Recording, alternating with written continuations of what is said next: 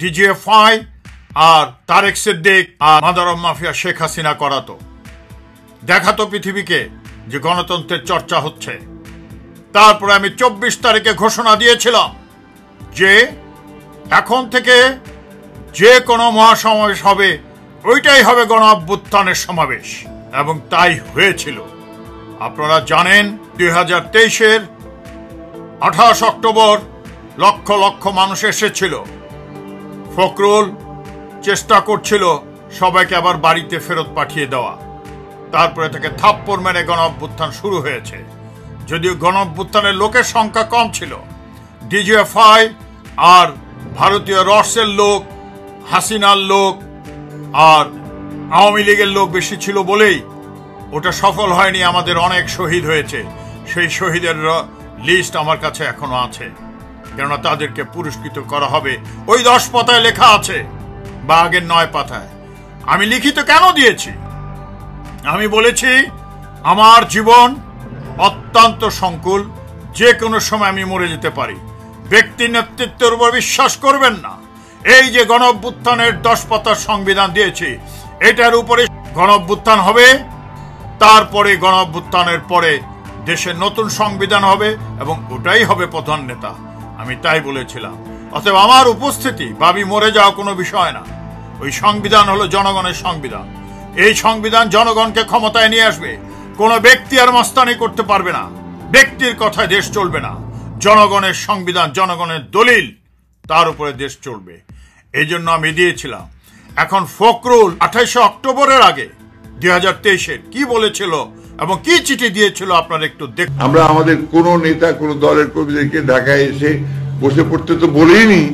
আমরা বলেছি 28 তারিখে কর্মসূচির পরে যে যার জায়গায় চলে যাবে এবং আমরা পরবর্তী কর্মসূচির জন্য তার অপেক্ষা করব। Is it clear? আমরা 28 তারিখে এমন কোন কর্মসূচি দেব না যে তারা ঢাকায় বসে থাকবে। আপনারা তো দেখলেন বিএনপির অফিস থেকে চিঠি দিয়েছিল।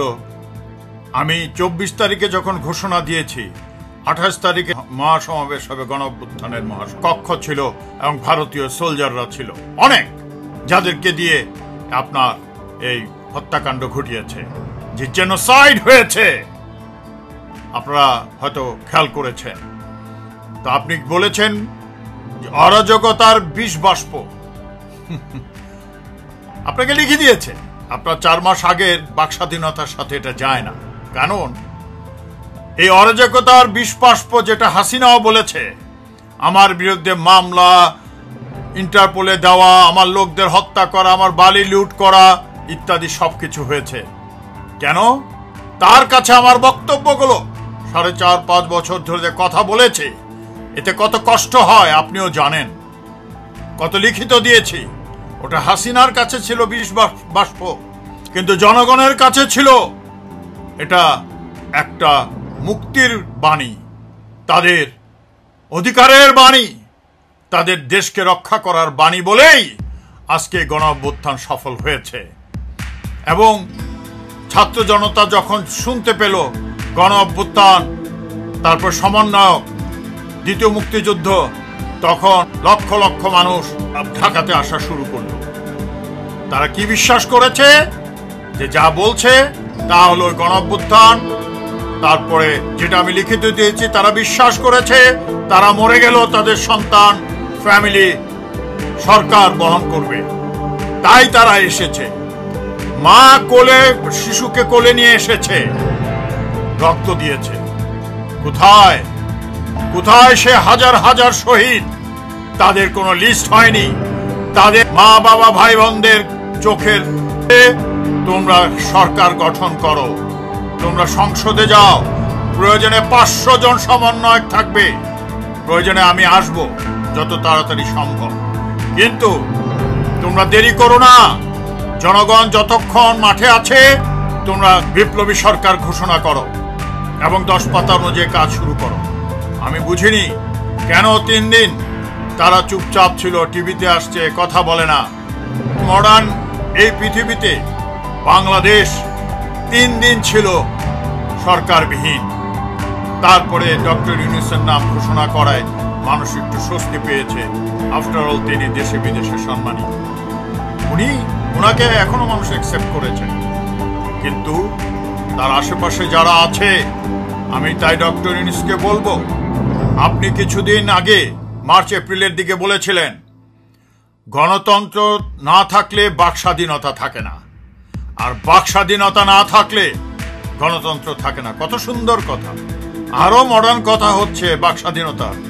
নেতা কর্মীরা সব এখন ক্যান্টনমেন্টে আশ্রয় নিয়েছে। আমি ধরে নিয়েছে, যেহেতু আমি বলেছি আমার এই 10 পথে আছে, কেউ যেন না পালায়। এবং বলেছিলাম তাদের কাছ থেকে অর্থ সংগ্রহ করতে হবে, প্রকাশ্যে জনগণকে বলতে হবে এই অর্থ দেশমুক্তি বিপ্লব বা বিপ্লবী সরকারের একটা আলাদা অ্যাকাউন্টে দিবে। জনগণ জানবে কে কত হাজার কোটি টাকা দিয়েছে। কেননা দেশে এখন এমন অভাব, মানুষ না খেয়ে আছে। যারা শহীদ হয়েছে 10 পাতায় বলা হয়েছে তাদেরকে প্রথমে 1 কোটি টাকা করে দেওয়া হবে, এবং আহত হয়েছে, নিহত হয়েছে। সরকারের দায়িত্ব সম্পূর্ণ সম্মান এবং সুন্দর জীবনযাপন করবে। কোথায় কোন গোপনে যেন অর্থ দেওয়া নেওয়া না হয়।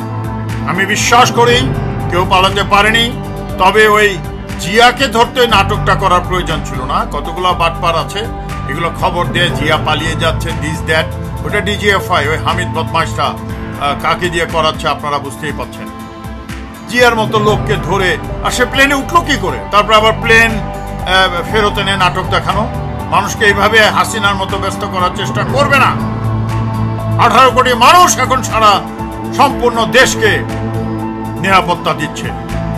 আমি তাই ওয়াকারকে বলবো, প্রধান উপদেষ্টা যেন পানি এখনো মুছে যায়নি, কি হচ্ছে এখন আপনাকে দিয়ে বলাচ্ছে। ওয়াকার, আমি ওয়াকারকেও বলেছিলাম যে তুমি সম্মান পাবে, যেহেতু তুমি গুলি করায়নি আর্মি। তারপরে গণহত্যা হলো। আমি বলেছিলাম ওয়াকার, তুমি কিন্তু, আপনারা জেনেছেন, লক্ষ লক্ষ মানুষ এটা ভিউ করেছে, লক্ষ না মিলিয়ন্স ভিউ করেছে। এবং আমি বলেছি তুমি ভারতীয় কুট চালে পা দিও না। আমার কথা হচ্ছে কেন বলেছিলাম, যখন গণহত্যা করছে ভারতীয় রস এবং আর্মি পুলিশের পোশাক পরে, থানার পর থানা ধ্বংস করে দিয়েছে, পুলিশকে হত্যা করেছে। একদিকে ভারতীয় রসরা সারা জীবন আমাদের আর্মিকে ধ্বংস করতে চেয়েছে, সে বিডিআর হত্যাকাণ্ড না, তারও আগের থেকে। আর এবার পুলিশকে ধ্বংস করার চেষ্টা করেছে। আমি প্রথম থেকে বলে আসছি 4.5 বছর ধরে, গণ অভ্যুত্থান মানে সাধারণ মানুষের অভ্যুত্থান। এতে যারা প্রধান আছে, পুলিশ প্রধান, তারা যদি না শোনে তাদেরকে গ্রেফতার করবে। প্রত্যেকটা পুলিশের লোক তাই মেনেছে এবং তাই করেছে।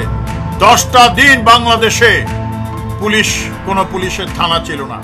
এটা কি ধরনের কথা? আমি সুবিধা দিব নাকি? শুরু হয়ে গেল গণ অভ্যুত্থান।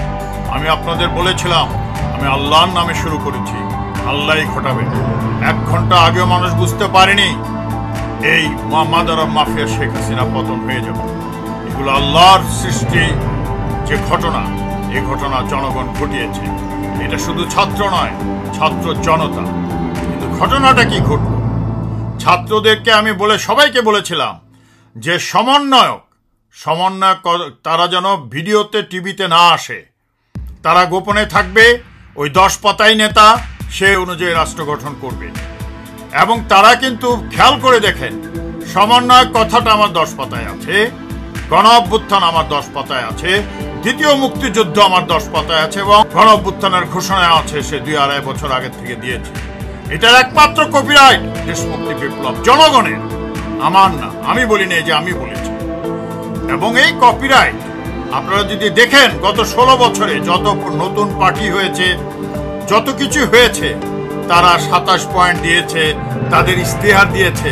তারা লিখিত কোথাও নাই গণ অভ্যুত্থান, হাসিনার পতন, তারপরে দ্বিতীয় মুক্তিযুদ্ধ, একমাত্র আমরা লিখিত দিয়েছি, কোনো মুখের কথা নয়। এবং অনেকে সেটা বলার চেষ্টা করছে। এই ছাত্ররা তাই বলেছিল যে সমন্বয়ক গণ অভ্যুত্থান, তারপরে আর ছাত্র বৈষম্য কথাটা থাকেনি। কেননা লক্ষ লক্ষ মানুষ আসতে শুরু করল। এই যে আবু সাইদ মারা গেছে, সে কোন ছাত্র সংগঠনে, এটা বুঝতে হবে। আমি বারে বারে কমপক্ষে 5টা ভিডিও দিয়েছি, সেই 5 তারিখের আগে এবং 5 তারিখের পরে আরো 5-7টা দিয়েছি, যে তোমরা এখন গণঅভ্যুত্থান হয়ে গেছে চালায়, তুমি যদি জনগণের পক্ষে থাকো, যেভাবে সাধারণ পুলিশ, সাধারণ বিজেপি, সাধারণ আনসার এবং সেনা সদস্যরা সবাই জনগণের পক্ষে আছে, আর ভুল করো না। তুমি যদি জনগণের পক্ষে 10 পাতা অনুযায়ী কাজ না করো এবং প্রধান উপদেষ্টাকে দেশ চালাতে না দাও এবং এই ভারতীয় রসদের পরিবর্তন না করো, তাহলে ধরে নেওয়া হবে তুমি ভারতীয় রসের অধীনে আছো। তাহলে এমন গণঅভ্যুত্থান হবে, আমি বলেছি আল্লাহ ঘটিয়েছেন। হাসিনা ভাবতেও পারেনি যে ভারত তাকে নিরাপত্তা দিচ্ছে, আর চিন্তা কি, কোথায় চলে গেছে। আল্লাহর গজব আবার আসবে, এটা বিশ্বাস করতে হবে। তাই আমি বলছি, যাদেরকে ধরা হয়েছে তাদেরকে অর্থ সংগ্রহ করে গ্রেফতার করে রাখা হোক, বিচার পরে হবে, এবং এই অর্থ যেন বিপ্লবী সরকারের একটা অ্যাকাউন্ট খুলে সেখানে যাবে। বাংলার জনগণকে জানাতে হবে কে কত টাকা দিয়েছে। এই টাকা দিয়ে যারা শহীদ হয়েছে, যারা আহত হয়েছে, বিপ্লব যদি সফল হয় তাহলে থানা থাকবে না কেন? কেন সাধারণ পুলিশরা গণঅভ্যুত্থানের সাথে ছিল। যারা হত্যা করেছে পুলিশের পোশাক পরে সব ভারতীয়। সেই যে আমি বলেছি যে মোদি সৃষ্টি করেছে এইগুলো, এই মোদি যে হত্যাকাণ্ড ঘটিয়েছে মণিপুর কিছুদিন আগে আপনারা জানেন, বিভিন্ন প্রদেশে, সেই আপনার অগ্নি বীর যেটা সে করেছে আর্মি ট্রেনিং নিয়ে, তাদেরকে এখানে পাঠিয়েছে।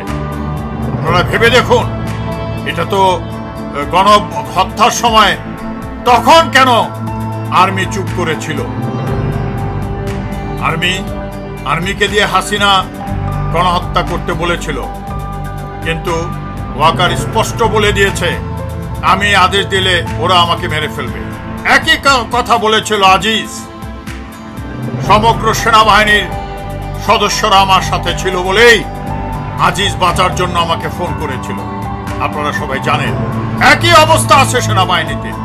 এখনো শত শত সেনাবাহিনীর সদস্যরা বলছে তুমি যাকে পছন্দ করো না তার কথা শুনো, এবং যাকে তুমি দেখতে পারো না, যে কথাটা পছন্দ করো না, তাকেই গ্রহণ করো, তাকেই বলতে দাও।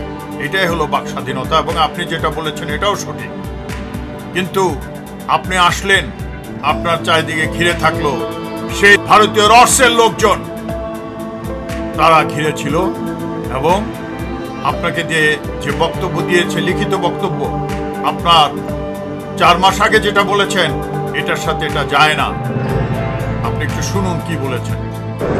অরাজকতার বিষ বাষ্প এখন যেই ছড়াবে। তো সদ্যেও ডক্টর ইউনূস, সারা বাংলাদেশের 18 কোটি লোক আপনার সাথে আছে, আমিও আছি।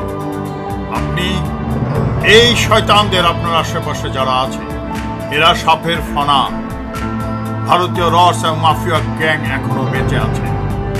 তারা আপনাকে লিখিত বক্তব্য দিয়েছে, এভাবে যুগে যুগে লিখিত বক্তব্য দিয়ে তারা রাষ্ট্রপ্রধানকে কথা বলিয়েছে। একইভাবে mother of mafia Sheikh Hasina যা করেছে বলেছে সব ভারতীয় কন্ট্রোলের মাধ্যমে।